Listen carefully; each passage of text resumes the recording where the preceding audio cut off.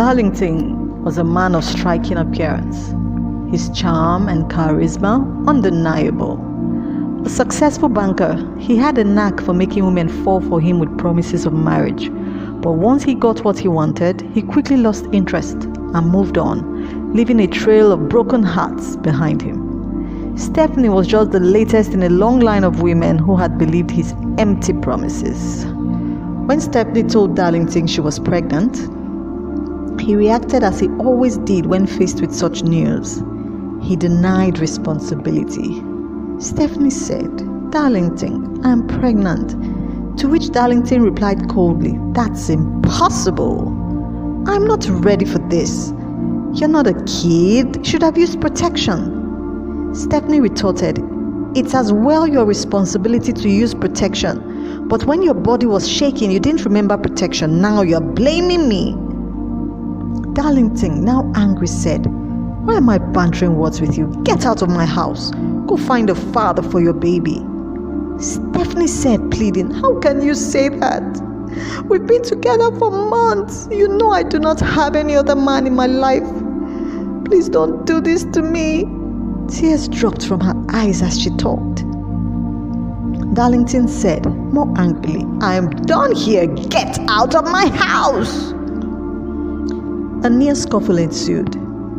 Darlington was about to get physical when his friend Tony stepped in to separate the brawl, and it doused the tension. Tony separated the two and calmed the situation. Tony had advised Darlington to take a break, to find a way to clear his mind, rather than continue the fight with Stephanie, which could only end badly. That Saturday, Darlington decided to fly out a day earlier than planned, hoping to escape the turmoil he had left behind. With Tony's words echoing in his mind, Darlington grabbed his pre-packed bag and left with Tony. As they drove to the airport, Tony tried to reason with him. "Stephanie loves you," Tony said.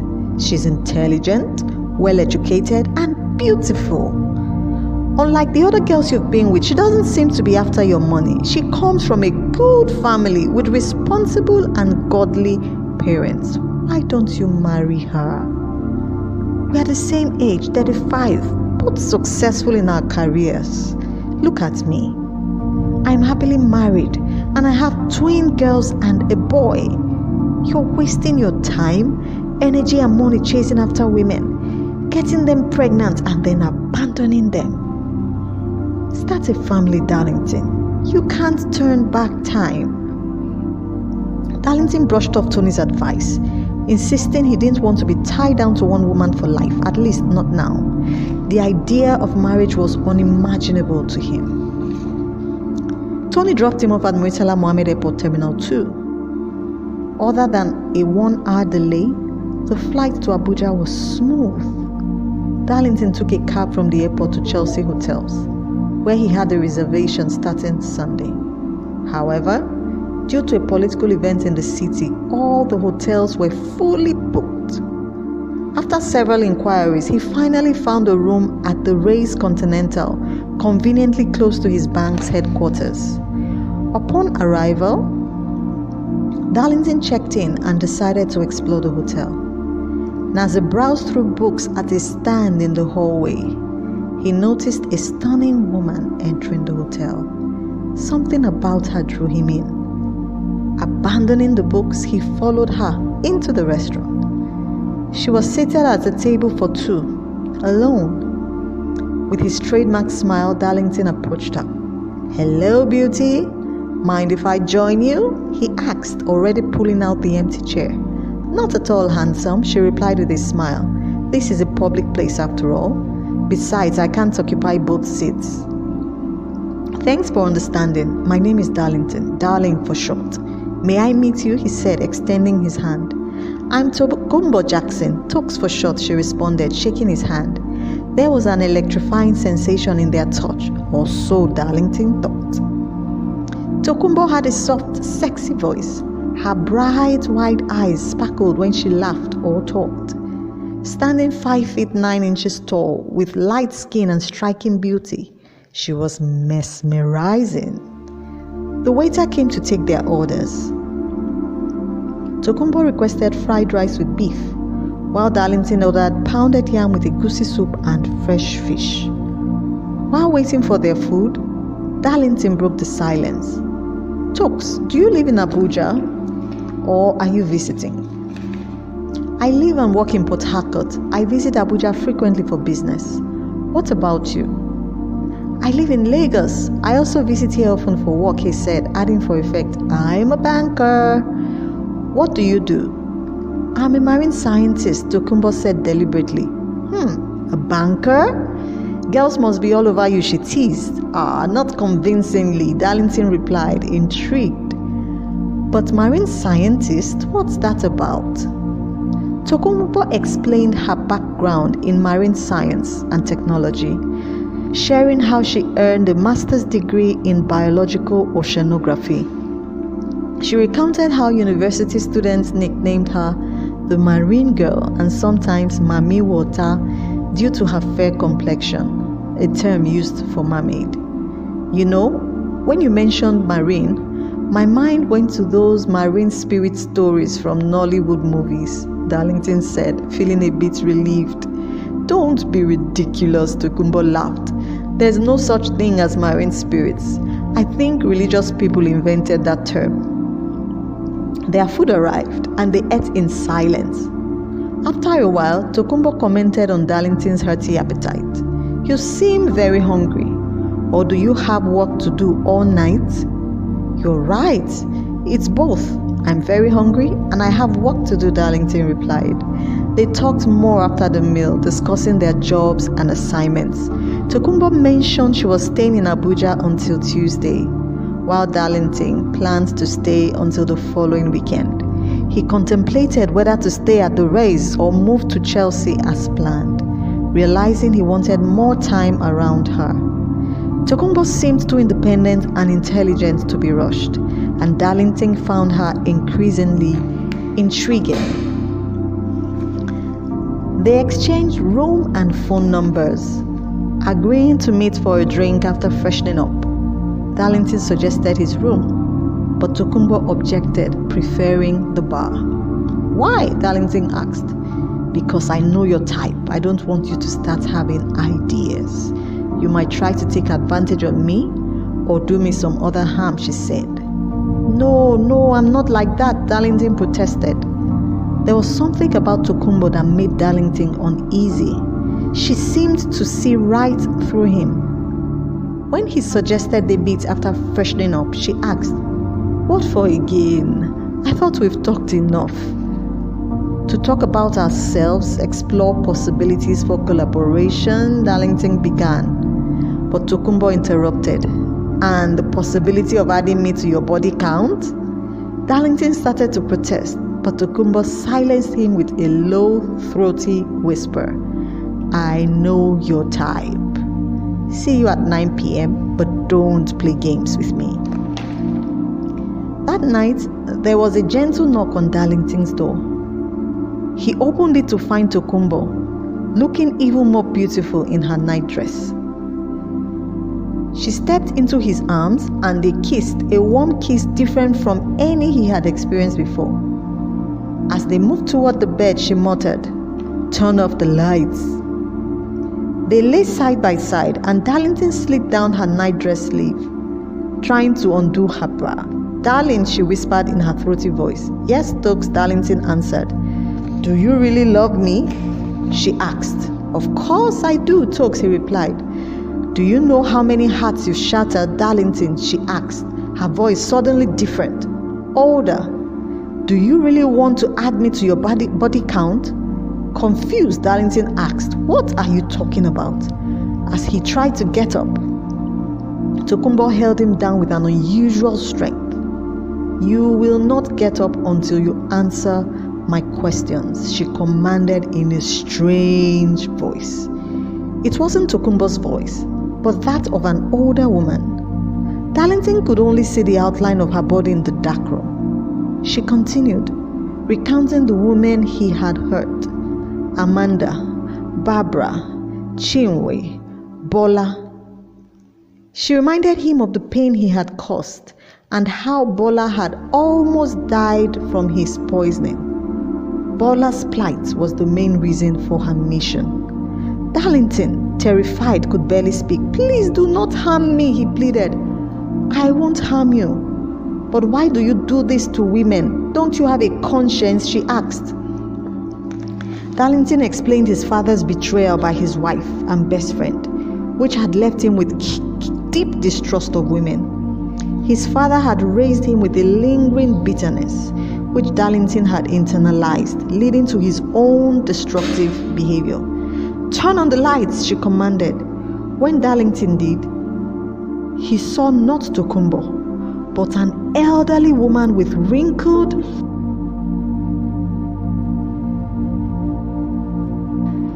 skin and gray hair. "I have come to save you from yourself. You are wasting your life and resources in a needless revenge mission against women. Go home and make peace with Stephanie. She loves you and she's a good girl. Accept her pregnancy and marry her," she advised, echoing Tony's earlier words. In a blink, the old woman vanished, leaving Darlington screaming in fright. He tried to run but found his legs paralyzed. Drenched in sweat, he realized it had all been a terrible nightmare.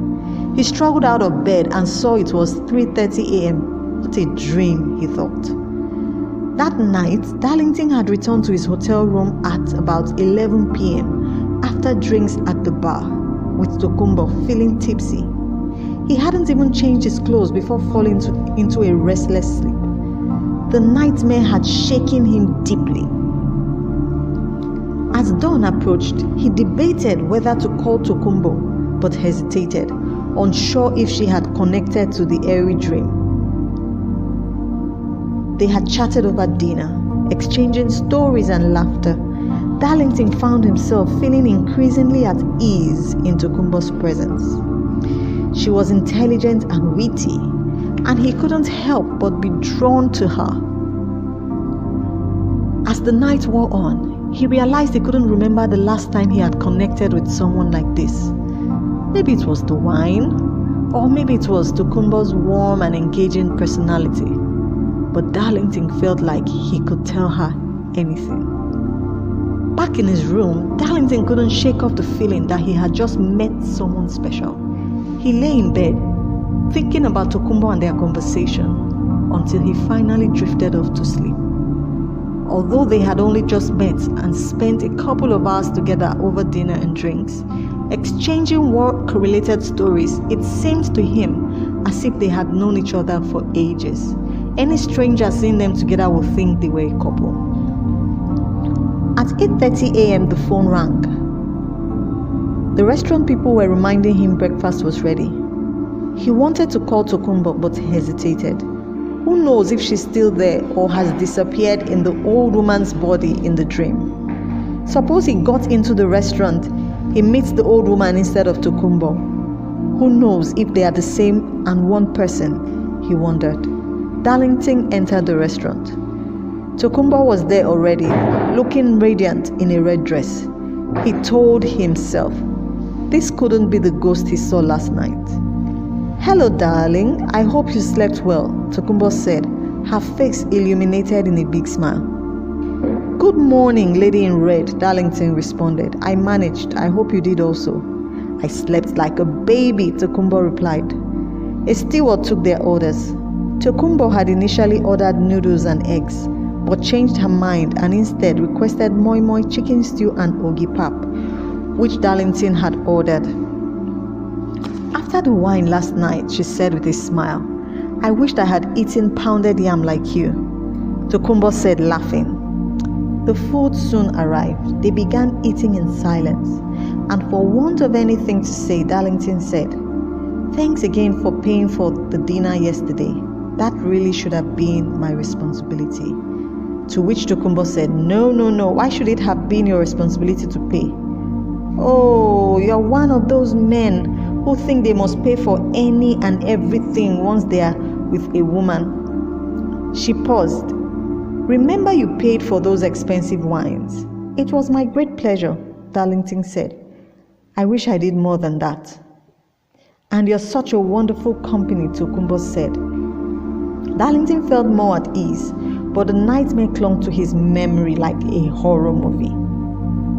As they ate, Darlington thought about his dream. Was this a message? Was it a warning? He wondered if he should tell Tokunbo about the dream, but quickly decided against it. He didn't know how he would narrate the part of the dream where he was about to make love to her. Then Tokunbo seemed to have read his thoughts. Something's eating you up. What's bothering you, darling? Oh, it's nothing, Darlington retorted. Just a little tired. Must be hangover from the wine. Shh, Tokunbo said, signifying silence with her index finger to her lips. Well, maybe I'm wrong, but it's all over you. You are bottling up something. Share with me. They say a problem shared is a problem half solved. Darlington had initially resisted the urge to divulge his secrets to a stranger. But after some introspection, he decided it was time for a change. He opened up, saying he had some personal family matters. He mentioned the fight with Stephanie and the fact that he needed a little more time before making up his mind to settle down with a woman. He didn't mention the other relationships, Bola, Amanda, Chinwe, etc. Darlington concluded, I know I've made a mess of my personal life. I'm confused. I don't know what to do. Tokunbo listened intently without interrupting him. Then she said, you cannot keep sampling and testing. You can never find a perfect woman. Try to adapt to the woman that loves you. Try to adapt to the woman that loves you. You need to make a decision because you are allowing girls to confuse your choice making. You're succeeding in your career but making mess of your personal life. That way, you can never have a balanced life. Without a balanced life, you're a monumental failure. Darlington said, I appreciate your advice, but how come you're talking like a personal coach? She replied, experience. Personal experience has taught me. There's a saying that a person who has a long-standing ailment knows medicines like a doctor. I too have had my share of heartbreaks from a lover. My life with Nosa taught me there's nothing like personal experience. You are just like Nosa, so I know this firsthand. Who is Nosa? Darlington asked. My fiancé of 3 years. He's very much like you. The same behavior, but at last we are getting married in Benin City next month.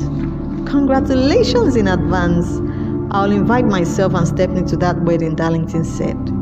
You're welcome. Be my guest, responded Tokunbo. It will be my pleasure to host you both.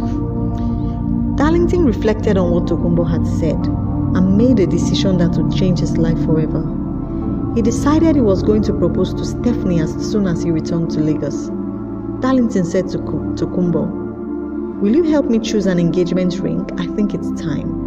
Tokunbo said, smiling, I'll be honored. I know a nice jewelry shop at the Galleria not far from here. That afternoon, Tokunbo accompanied and assisted him in buying an engagement ring from a nearby jewelry shop. Darlington decided that when he got to the office on Monday, he would meet his boss and make adjustments to his travel plans, returning to Lagos on Tuesday instead of staying the entire week. Darlington called Tony about his change of travel plans and to meet him at his house on Tuesday night, but he kept his plans to propose to Stephanie under wraps. He intended it to be a surprise and wanted it to remain so. In the days and hours before Darlington left Abuja, he and Tokunbo spent time together discussing about career, family, and the future. They were often mistaken as a couple, but they had mutual respect. On Tuesday afternoon, Darlington went up to the car park where he hired a cab that took him to Nnamdi Azikiwe International, Abuja. On arrival in Ikeja, Darlington wasted no time. He got a cab and headed straight home. He called Tony again, informing him he had arrived Lagos and was on his way home. Tony said he was also driving home from the office. They live near each other at the GRO Ikeja. Darling requested Tony to meet him in front of Suru Hotels, which was on their street. They both arrived immediately, almost simultaneously. They got Darlington's luggage into Tony's car, and in 5 minutes, they arrived at Darlington's residence. Stephanie had also just returned from work. As they drove, Tony asked, "What happened? You were supposed to return on Friday." Darlington replied, "Something came up and I had to make adjustments." He paused, and considering the circumstances in which I left last weekend, I thought I needed an escort or a witness in case Stephanie was still angry and gets violent. You know Stephanie is not a violent girl. She rarely gets angry. She was angry the other day in response to your anger. Dear friend, I must be frank with you. You didn't respond to Stephanie in a gentlemanly manner. This girl adores you. As they entered the apartment, Stephanie said, "I didn't know you were returning home today." She was smiling, but there were still dark shadows under her eyes from crying. Darlington said this was meant to be a surprise. And before Tony or Stephanie could comprehend what he was saying, Darlington brought out an engagement ring from his pocket, knelt in front of Stephanie and said, "Stephanie, will you marry me?" Stephanie, in shock and surprise, said, "Darlington, yes, I will. And tears of joy welled up in her eyes. Tony was equally surprised at the turn of events and said, "Now, my friend, you are beginning to think right. When is the wedding?" Darling said, "I have you to thank for it. You are a good brother, and you were right all the time. I was stupid." Tony joined Stephanie to share some drinks. He turned down dinner because he said dinner was already waiting for him at home. In the following days, Darlington and Stephanie called her parents to break the news of their impending wedding. Darling became more and more fond of Stephanie. He disengaged from all other girls. Except for workplaces, they went everywhere together. The next weekend, they were at an elite park walking hand in hand. "At last, I have found peace. Never thought this day would come," Stephanie replied, smiling. "After the storm comes calm. All is well that ends well."